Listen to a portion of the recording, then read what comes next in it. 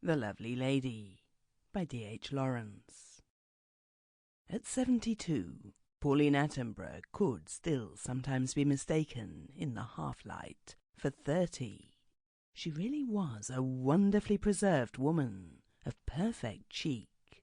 Of course, it helps a great deal to have the right frame. She would be an exquisite skeleton, and her skull would be an exquisite skull, like that of some Etruscan woman, with feminine charm still in the swerve of the bone and the pretty naive teeth. Mrs. Attenborough's face was of the perfect oval and slightly flat type that wears best. There is no flesh to sag. Her nose rose serenely in its finely bridged curve. Only the big grey eyes were a tiny bit prominent on the surface of her face, and they gave her away most. The bluish lids were heavy, as if they ached sometimes with the strain of keeping the eyes beneath them arch and bright, and at the corners of the eyes were fine little wrinkles, which would slacken into haggardness, then be pulled up tense again to that bright gay look, like a Leonardo woman, who really could laugh outright. Her niece Celia was perhaps the only person in the world who was aware of the invisible little wire which connected Pauline's eye wrinkles with Pauline's willpower. Only Celia consciously watched the eyes go haggard and old and tired, and remained so for hours, until Robert came home. Then ping!